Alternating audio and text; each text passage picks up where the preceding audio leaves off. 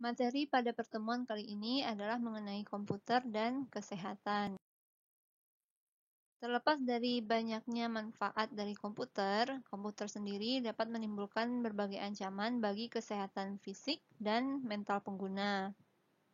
Cedera stres yang berulang dan cedera lain yang terkait dengan lingkungan tempat kerja diperkirakan merupakan sepertiga dari semua cedera serius di tempat kerja dan merugikan karyawan, pemberi kerja, dan perusahaan asuransi dalam kehilangan bisa gaji, biaya perawatan kesehatan, biaya hukum, dan klaim kompensasi pekerja.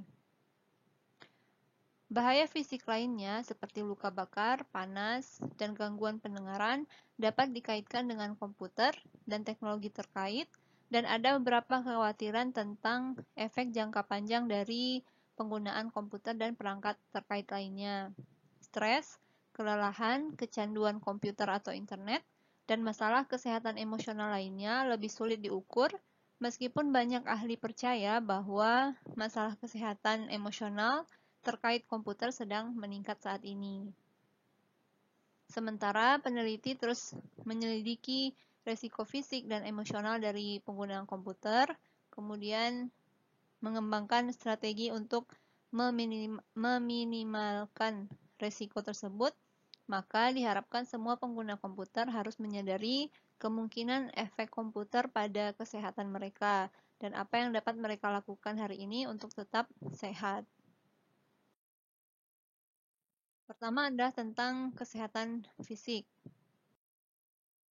Kondisi umum yang disebabkan oleh penggunaan komputer termasuk adalah kelelahan mata, penglihatan yang kabur, kelelahan, sakit kepala, sakit punggung, dan nyeri pergelangan tangan dan jari.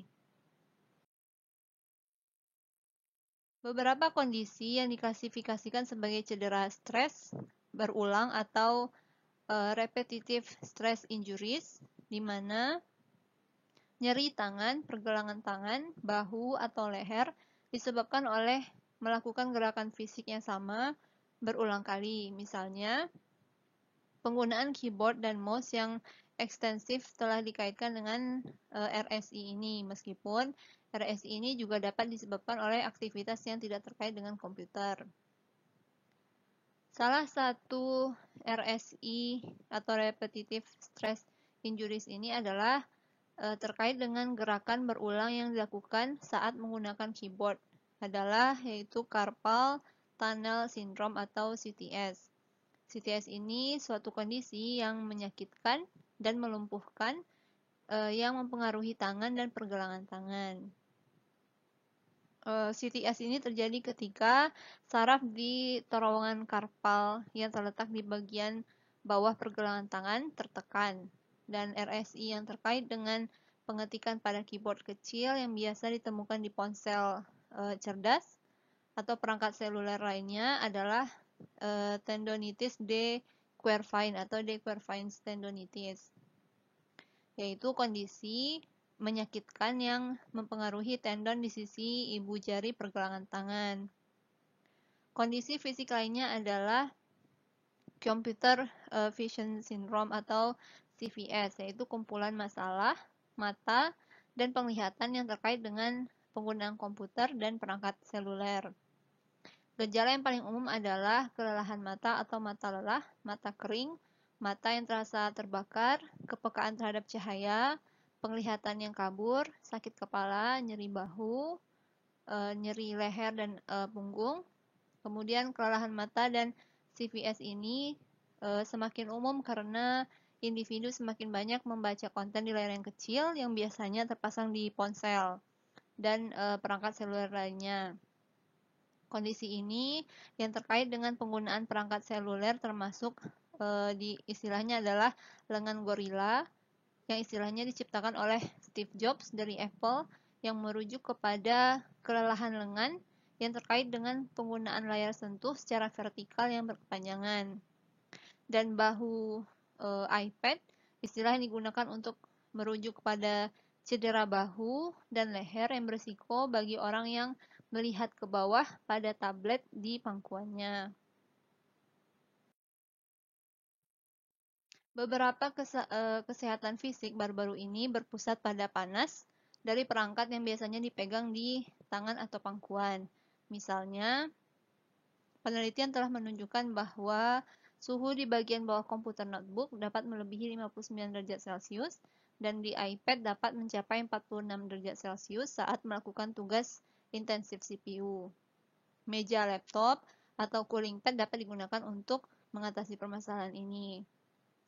Masalah kesehatan fisik lainnya yang berkembang adalah gangguan pendengaran yang disebabkan oleh kebisingan, terutama karena memutar musik di perangkat seluler dengan volume yang dinaikkan tinggi. Kemudian headset earbud yang biasanya digunakan dengan perangkat ini yang mengirimkan suara langsung ke telinga.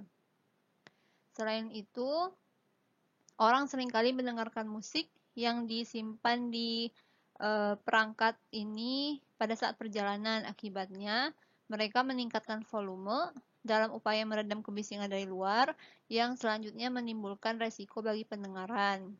Untuk melindungi dari gangguan pendengaran, maka para ahli menyarankan aturan 60-60 atau 60-60 yang berarti bahwa penggunaan earbud hanya sekitar 60 menit per hari dengan volume kurang dari 60% dari volume maksimum perangkat.